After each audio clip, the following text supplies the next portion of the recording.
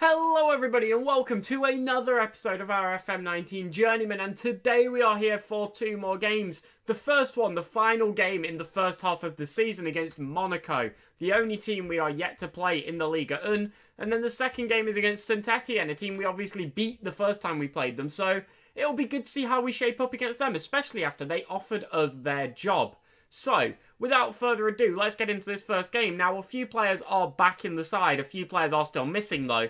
And also, I've just made a couple of rotations, which is, for example, Nasruddin is back in for Zimmerman. Zimmerman's not overly impressed me. He's not done a load wrong either, but I'm not sure which I prefer. I'm going to go with Nasruddin for now. But yeah, Grandsaw's back in the side. A couple of other switches have possibly happened. I honestly can't really remember. So we're just going to submit the team. I think that's it, because I know Horn's still out. So, well, I'm going to assume that that is it. And if I'm wrong, we can sort that out later. But well, I'm just hoping today that we can put in a good performance, and obviously Monaco are a very, very good side, but well, I just want us to play well. I just want us to put in a good game and not look too much worse, to be honest, as they have a couple of decent players. Golovin and Lo Celso in the centre of the park is notable, as well as Soule at centre half. Jesus. Okay, yeah, they do have some good players. Let's just get going, really. Let's hand this over to the assistant, who did a decent job. 4 players reacting well, but well, we need to. Bad luck has to end somewhere. I'm hopeful it will be today. Exactly. We have been quite unlucky. A couple of unfortunate goals and a lot of injuries, suspensions, all getting in the way. Hopefully we can turn that around. Well, there's a highlight here, and we're knocking it around quite well. Parmentier is looking to play forward. Finds Nasruddin on the left flank. Can he find a cross? Tries to go for the back post. It bounces off the bar. Stefan on it. Gives it to Marietti. Parmentier back to Marietti. Can we get a chance? Please, can we have a shot? We give it out wide. Nasruddin's going to go for another cross, I do believe. No, it's short. Mawessa falls to Marietti. Knocks it back across. Where is the shot coming from?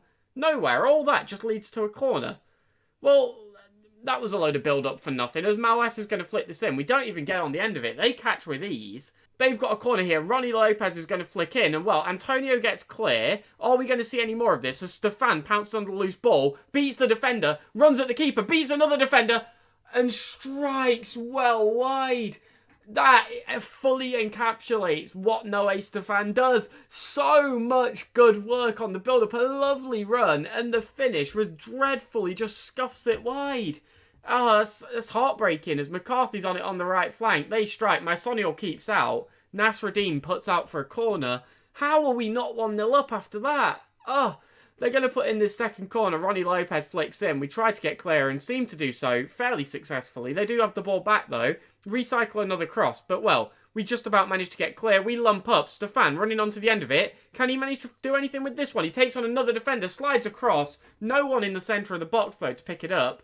And, well, I don't really know what this is from. I assume their shot, which we managed to get clear. Bit of a weird use of goal line technology, I'm not going to lie. But once again, that was quite unfortunate. But, well, we have a free kick. Bordas flicks in. No one on the end of it, though. Their keeper claiming with ease.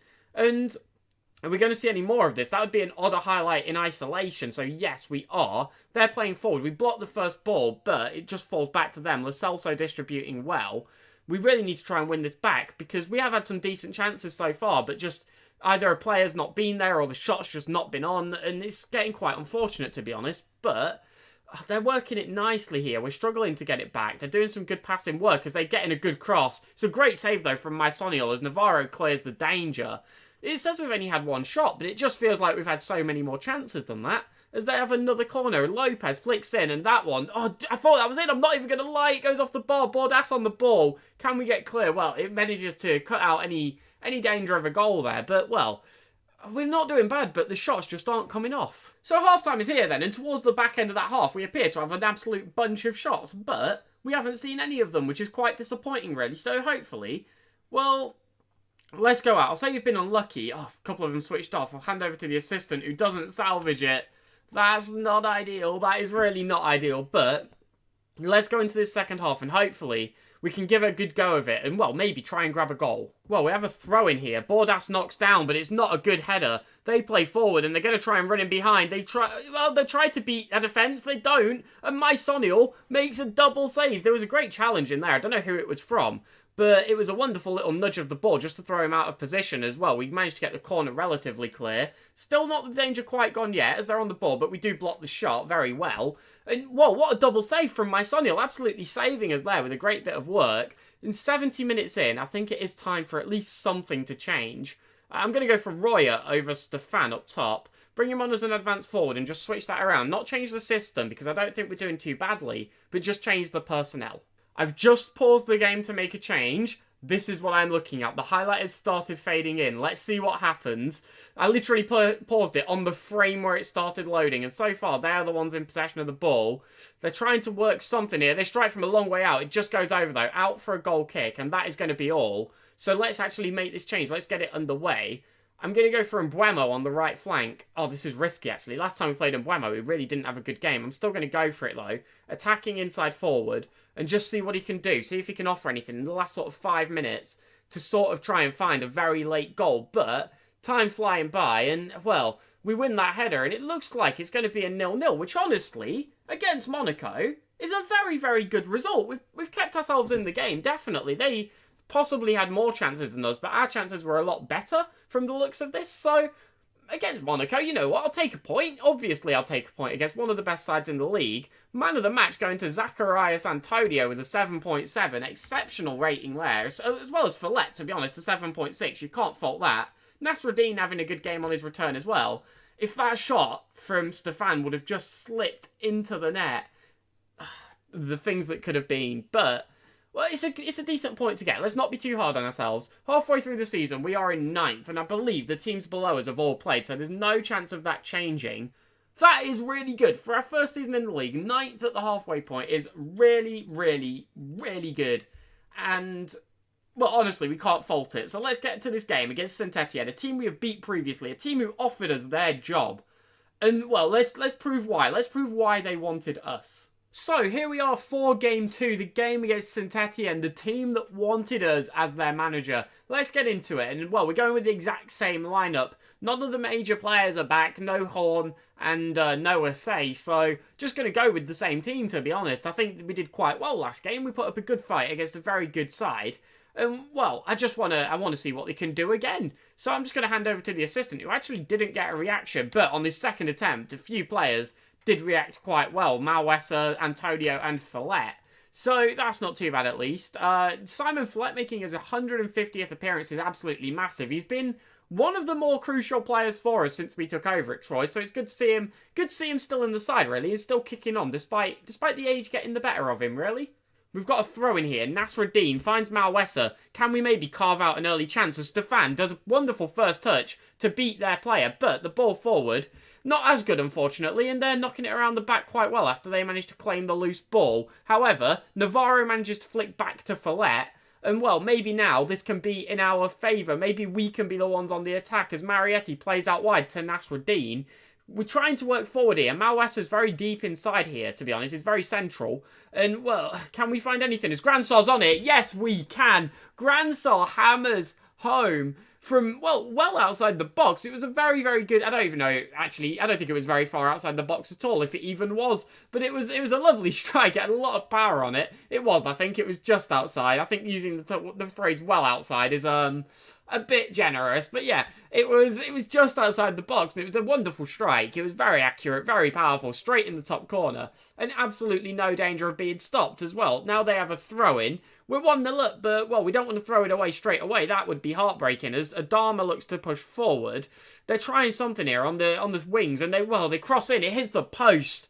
Fortunate there, defensively, we were not up to scratch. The cross was completely unmarked, and the header was totally free, but we just about managed to survive through a little bit of luck as we take a corner. Malwesa tries to flick in, but it's headed clear. Can we do anything on take 2 as we still have the ball? We're trying to work something. Marietti to Stefan. Can he find a shot? He turns and, well, fires straight on the turn, but it just flies over. He needed to compose himself a little bit more there, I think. But it's nice to see us still having chances and still having attacks. They have a throw-in. And, well, we need to try and win this ball back. I'd love a second goal, especially before half-time, to try and shore things up.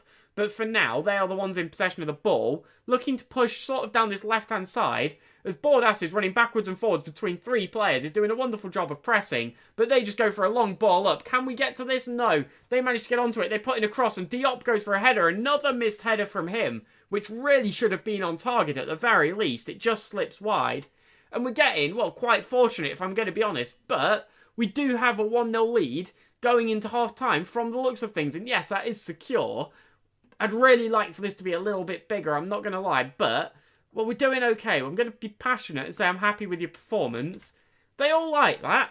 I just really hope we don't throw this away. I'm a little bit worried, I'm not going to lie. So we are 60 minutes in and we've picked up quite a few yellow cards. Now, I already know that this means Nasruddin is suspended for the next game, and I already know he was on a yellow card warning, so really not ideal, but I'm going to bring on Mbuemo on this left-hand side from Malwesa, just as a winger, and just try and keep things a bit more secure.